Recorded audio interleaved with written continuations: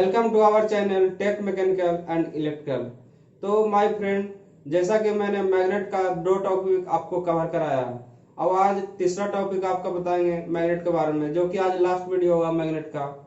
तो जो सबसे पहले मेरे चैनल में नए हैं वो सब्सक्राइब बटन को दबाइए और प्ले लिस्ट में जाकर मेरा बेसिक इलेक्ट्रिसिटी मैग्नेट और जो एएलपी प्रीवियस ईयर का क्वेश्चन कराया है वो जाकर देखिए, आपके लिए अच्छा होगा।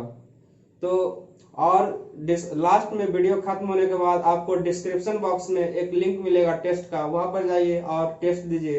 और उसका पासवर्ड है बंगाली BENGALI, सब स्मॉल में है। ओके, तो आज हम आपको बताएंगे determination of direction of magnetic flux produce around a conductor, यानी magnetic flux, direction of magnetic flux, यानी मैग्नेटिक फ्लक्स के बारे में बताएंगे कि डायरेक्शन यानी मैग्नेटिक फ्लक्स का डायरेक्शन कैसे रहता है प्रोड्यूस अराउंड ए कंडक्टर। हमारे पास कोई कंडक्टर में जब करंट प्रवाहित करते हैं तो उसमें मैग्नेटिक फ्लक्स की दिशा किस प्रकार डिफाइन किया जाता है उसके बारे में हम बताएंगे। तो उसके लिए 2 रूल है, पहला है राइट हैंड रूल और दूसरा है मेरा कॉर्क-स्क्रू रूल। तो राइट हैंड के रूल से कैसे हम जानेंगे कि मेरा मैग्नेटिक फ्लक्स का डायरेक्शन कैसे ज्ञात किया जाता है। तो इसके लिए सबसे पहले हम क्या करेंगे, जैसा कि मेरा ये राइट हैंड है, तो राइट हैंड से हम क्या करेंगे, किसी कंडक्टर को हम राइट हैंड से पकड़ेंगे। ये मेरा कंडक्टर है, कंडक्टर को हमने राइट हैंड से पकड़े हुए हैं। राइट हैंड से पकड़े हुए तो मेरा ये अंगूठा हुआ और ये मेरा अंगुलियां हैं। तो जो अंगुलियां है, जब यहाँ पर हम किसी कंडक्टर में करंट प्रवाहित करेंगे तो अंगुलियां मेरा किस चीज का दर्शाएगा, डायरेक्शन ऑफ मैग्नेटिक फ्लक्स, यानी अंगुलियां जो है वो डायरेक्शन ऑफ मैग्नेटिक फ्लक्स दर्शाएगा। मैग्नेटिक फ्लक्स की दिशा कौन दर्शाएगा, अंगुलियां। और ये जो मेरा अंगूठा है वो डायरेक्शन ऑफ करंट, यानी करंट का बारे में कौन दर्शाएगा, अंगूठा। कब, जब किसी कंडक्टर में हम करंट प्रवाहित करेंगे। इसी प्रकार दूसरा है कॉर्क-स्क्रू रूल। तो कॉर्क-स्क्रू रूल के माध्यम से कैसे हम जानेंगे, तो कॉर्क-स्क्रू रूल के माध्यम से जानने के लिए किसी शीशे में जब कॉर्क होता है उसके ऊपर उसको खोलने के लिए या कसने के लिए हम कॉर्क स्क्रू का उपयोग करते हैं। तो कॉर्क स्क्रू का उपयोग करते हैं तो उसमें क्या होता है कि जब हम कॉर्क में स्क्रू लगाकर उसको जब हम अंदर की ओर यानी क्लॉकवाइज, जब अंदर जाता है तो क्लॉकवाइज जाता है, यानी क्लॉकवाइज में जब हम इसे घुमाएंगे कॉर्क स्क्रू को, जब कॉर्क में हम क्लॉकवाइज में घुमाएंगे तो मेरा जो इसका नोक है ये मेरा क्या दर्शाएगा, डायरेक्शन ऑफ करंट। और जब हम हमारा कॉर्क स्क्रू अंदर की ओर घूमेगा तो घूमने की दिशा जो है वो क्या दर्शाएगा, डायरेक्शन ऑफ मैग्नेटिक फ्लक्स। तो ये अंदर जा रहा है, यानी अंदर जब जाएगा तो क्लॉकवाइज रहेगा, या ये मीन्स पॉजिटिव। और जब यह ऊपर की ओर, जब हम इसे खोलेंगे घुमाएंगे तो ऊपर की ओर जाएगा तो इसका दिशा चेंज हो जाएगा, इसीलिए ये एंटी क्लॉक हो जाएगा और ये माइनस का चिन्ह दर्शाएगा। यानी जब अंदर आ रहा था तो इसका डायरेक्शन इस प्रकार था, यानी क्लॉकवाइज। जब बाहर जा रहा था इसका डायरेक्शन एंटी क्लॉक है। तो इस प्रकार हम कॉर्क स्क्रू रूल के माध्यम से जानेंगे कि कॉर्क स्क्रू में घुमाव की दिशा मैग्नेटिक फ्लक्स की दिशा होती है और कॉर्क स्क्रू में नोक की दिशा करंट की दिशा दर्शाता है। तो अगला टॉपिक है सोलेनॉइड। सोलेनॉइड के बारे में जानेंगे कि सोलेनॉइड क्या है, इसका फील्ड एंड पोलैरिटी, इसका पोलैरिटी कैसे ज्ञात करते हैं उसके बारे में जानेंगे। तो सबसे पहले हम बताएंगे आपको सोलेनॉइड। सोलेनॉइड क्या है, तो सोलेनॉइड किसको कहते हैं, अगर किसी इंसुलेटेड वायर को, कोई वायर है इंसुलेटेड है, अगर किसी इंसुलेटेड वायर को हम गोलाई में स्प्रिंग के भांति लपेट दें, यानी गोलाई में स्प्रिंग की भांति जब इंसुलेटेड वायर को हम लपेटते हैं और उसमें जब हम करंट प्रवाहित करते हैं तो इसे हम क्या बोलते हैं, सोलेनॉइड। तो सोलेनॉइड में हम जब करंट प्रवाहित करते हैं तो इसके चारों ओर क्या बनता है, मैग्नेटिक लाइंस, यानी चुंबकीय रेखा, चारों तरफ चुंबकीय रेखाएं बन गया। और बहुत सारे जब चुंबकीय रेखाएं मिलते हैं तो क्या होता है, चुंबकीय गुण उसमें बहुत ज्यादा आ जाता है, यानी मैग्नेट का गुण बहुत ज्यादा हो जाता है। और इसी के जगह अगर हम इसके बीच में एक आयरन का टुकड़ा रख दें तो क्या होता है, इसमें आयरन का टुकड़ा में मेरा बहुत ज्यादा, सबसे ज्यादा मैग्नेटिक लाइंस ऑफ फोर्स उसमें गुजरेगा। तो क्या होता है, उसमें मैग्नेट सबसे ज्यादा बनता है। किसमें? सोलेनॉइड में। तो हम इसका जानेंगे कि पोलैरिटी कैसे ज्ञात किया जाता है। तो पोलैरिटी ज्ञात करने के लिए दो रूल है, हेलिक्स का रूल और राइट हैंड ग्रिपिंग रूल, वो हम आपको बताएंगे। तो आगे हम बताएंगे क्या पोलैरिटी ऑफ सोलेनॉइड। सोलेनॉइड का पोलैरिटी कैसे ज्ञात किया जाता है उसके बारे में हम बताएंगे। तो उसमें दो रूल है, एक है हेलिक्स रूल और एक है इंड रूल। तो हेलिक्स रूल को हम राइट हैंड ग्रिपिंग रूल भी बोलते हैं, क्योंकि राइट हैंड से पकड़कर किसी कंडक्टर को, सोलेनॉइड को जब हम राइट हैंड से पकड़ते हैं और उसमें जब हम ये करंट प्रवाहित होता है सोलेनॉइड में, तो जो हमारा अंगुलियां है वो क्या दिखाता है, डायरेक्शन ऑफ करंट, और जो मेरा अंगूठा है वो क्या दिखाएगा, डायरेक्शन ऑफ नॉर्थ पोल। तो इसमें क्या है कि राइट हैंड से जब हम पकड़ेंगे तो जो अंगूठा मेरा है वो दिखाएगा नॉर्थ पोल को। तो इससे हमको क्या मालूम होगा, पोलैरिटी ऑफ सोलेनॉइड, यानी सोलेनॉइड को मेरा पोलैरिटी मालूम हो जाएगा। ये मेरा है हेलिक्स रूल। और इंड रूल में क्या होता है, अगर किसी मैग्नेट को हम सामने से रखकर उसका सामने का भाग है, अगर ये सामने का भाग है और इसमें जब मैग्नेट में सामने का भाग में अगर जब करंट प्रवाहित होता है तो जो सामने का भाग है उसे देखने पर, और करंट जब क्लॉकवाइज में प्रवाहित हो, क्लॉकवाइज यानी, तो क्या होगा मेरा साउथ पोल। अगर करंट क्लॉकवाइज ना प्रवाहित होकर एंटी क्लॉक में अगर प्रवाहित हो रहा तो सामने का पोलैरिटी मेरा नॉर्थ पोल हो जाएगा। यानी एंटी क्लॉक में मेरा नॉर्थ पोल होता है, क्लॉकवाइज में साउथ पोल। वो भी किसी मैग्नेट को हम सामने रखकर, अगर ये मेरा मैग्नेट है, ये मैग्नेट को हम सामने रखे हुए हैं, तो सामने जब करंट प्रवाहित क्लॉकवाइज हो रहा है तो सामने वाला साउथ पोल होगा, अगर करंट प्रवाहित मेरा एंटी क्लॉक होगा तो सामने का पोल नॉर्थ पोल होगा। तो इससे हमारा पोलैरिटी ज्ञात होता है। ओके, और इसमें पोलैरिटी ज्ञात करने के बाद सबसे इंपॉर्टेंट है, किसी सोलेनॉइड में हमको सोलेनॉइड से बहुत सारा न्यूमेरिकल आता है, तो उसे निकालने के लिए अगर कोई सोलेनॉइड है उसमें नंबर ऑफ टर्न दिया गया है और उसमें करंट कितना प्रवाहित है वो दिया गया है, उसका लेंथ कितना वो दिया गया, तो एच पूछ रहा है, इंडक्टेंस का मात्रक होता है हेनरी, एच से डिनोट करते हैं, यानी निकालने के लिए दे रहा है। तो हम कैसे निकालेंगे, एन आई बटा एल। एन क्या हो गया, नंबर ऑफ टर्न, आई क्या हो गया, करंट, एल हो गया मेरा लेंथ, तो इससे मेरा निकलेगा एच। ओके, तो अगला टॉपिक है मेरा Faraday law of electromagnetic induction. यानी फैराडे साहब ने दो लॉ दिए थे, Faraday first law, Faraday second law. तो फर्स्ट लॉ के अनुसार क्या होता है, अगर किसी कॉइल में फ्लक्स परिवर्तन होता है तो क्या होगा, ईएमएफ उत्पन्न होगा, यानी जितना फ्लक्स परिवर्तन होगा उतना ईएमएफ मेरा उत्पन्न होगा। तो ईएमएफ का अस्तित्व तब तक रहता है, ईएमएफ जब तक रहता है जब तक फ्लक्स परिवर्तन होता है। फ्लक्स परिवर्तन होना अगर खत्म हो जाती है, ईएमएफ भी खत्म हो जाता है। इसका मतलब यह हुआ, जब किसी कंडक्टर में फ्लक्स परिवर्तन तब तक होता है जब तक फ्लक्स परिवर्तन होता है जब तक उसमें ईएमएफ उत्पन्न होता है। तो फैराडे फर्स्ट लॉ में बताए थे।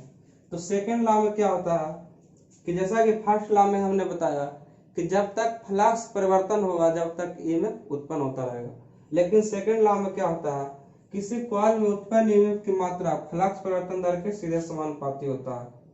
यानी इसमें टर्न रेशियो पर डिपेंड करता है, नंबर ऑफ टर्न कितना है और फ्लक्स परिवर्तन दर पर निर्भर करता है, यानी सीधे समानुपाती होता है। किसी कॉइल में उत्पन्न ईएमएफ की मात्रा फ्लक्स परिवर्तन दर के सीधे समानुपाती होता है। तो फ्लक्स परिवर्तन दर क्या है, φ2 माइनस φ1, ये मेरा क्या है, फ्लक्स परिवर्तन दर।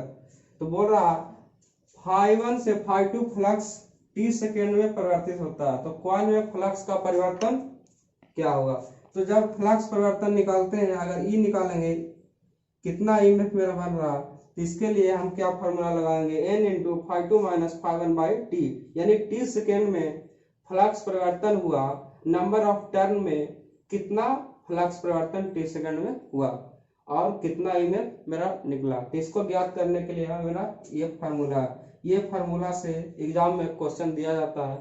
तो ये बहुत इंपॉर्टेंट है। और ये फार्मूला दे दिया जाएगा E बराबर n इंटू 5 माइनस 5/t, और पूछा जाएगा कि फैराडे फर्स्ट लॉ या फैराडे सेकंड लॉ से दिया गया, तो ये क्या है, फैराडे सेकंड लॉ। ओके, और ये मेरा पीछे मैंने भूल गया था, H बराबर Ni/L, जो कि सोलेनॉइड का, सोलेनॉइड में फील्ड स्ट्रेंथ ज्ञात करने के लिए नंबर ऑफ टर्न और करेंट लेंथ, जैसे सोलेनॉइड में कितना लेंथ का सोलेनॉइड है और कितना नंबर ऑफ टर्न है और कितना करंट उसमें प्रवाहित हो रहा है, सब चीज दिया रहेगा। हमको फील्ड स्ट्रेंथ निकालना रहेगा यानी H निकालना रहेगा, तो हम ये फार्मूला डाल के हम निकाल सकते हैं। तो सबसे इंपॉर्टेंट है VVI। तो अगला मेरा टॉपिक है लेंज लॉ। लेंज लॉ को सिंपल से अगर बताऊं तो क्या कह सकते हैं, जिस कारण से कोई चीज पैदा होता उसी का विरोध करता, उसे हम लेंज लॉ कहते हैं। ये सिंपल टॉपिक में हम इसे बोल सकते हैं। तो इसे हम डिफाइन किए हैं, जो हम आपको बताएंगे अभी। लेंज लॉ इंड्यूस करंट की दिशा ज्ञात करने के लिए किया जाता है, यानी इंड्यूस करंट की दिशा ज्ञात करने के लिए हम कौन सा लॉ का उपयोग करते हैं, लेंज लॉ। एग्जाम में दिया जाता है, इंपॉर्टेंट है कि इंड्यूस करंट की दिशा ज्ञात करने के लिए कौन सा लॉ का प्रयोग करेंगे, तो लेंज लॉ। तो ये क्या है, जब किसी सर्किट में ईएमएफ बल इंड्यूस होता है, कोई सर्किट है उसमें हमारा ईएमएफ बल इंड्यूस हो रहा है यानी प्रेरित हो रहा है, तो उसमें उत्पन्न होने वाले करंट सदैव चालक की गति को रोकता है। तो जो उसमें करंट जो हमारा उत्पन्न हो रहा है वो क्या करता है, जो कंडक्टर का स्पीड है उसको क्या करता है, रोक देता है, अथवा उस करंट जो उसे उत्पन्न करती है का विरोध करता है। यहाँ पर सिंपल सा बोल रहा है, जो उसे उत्पन्न करती है उसका विरोध करता है, यानी सिंपल से यही बोल रहा है कि जो जिस कारण से वह पैदा होता है उसी को वह विरोध करता है, जो जिस कारण से वह उत्पन्न होता है उसी को वह विरोध करता है। इस नियम के अनुसार किसी कार्य करते हुए सर्किट में करंट कम हो रही होती है। इस नियम के अनुसार क्या होता है, किसी सर्किट में कोई सर्किट कार्य कर रहा है और सर्किट में करंट कम हो रही होती हो, तो इंड्यूस करंट क्या करता है, उससे कम होने नहीं देता। यानी इंड्यूस करंट का मेरा क्या काम है, किसी सर्किट में अगर करंट कम हो रहा है तो इंड्यूस करंट उसे कम होने नहीं देती है। यदि करंट बढ़ रही हो तो इंड्यूस करंट उसे बढ़ने से रोकती है। यानी कम हो रहा है तो कम होने नहीं देता, अगर बढ़ रहा है तो उसे बढ़ने से रोकता है। ये मेरा लेंज लॉ का काम है, यानी लेंज लॉ मेरे रूप से इंड्यूस करंट की दिशा ज्ञात करने के लिए किया जाता है।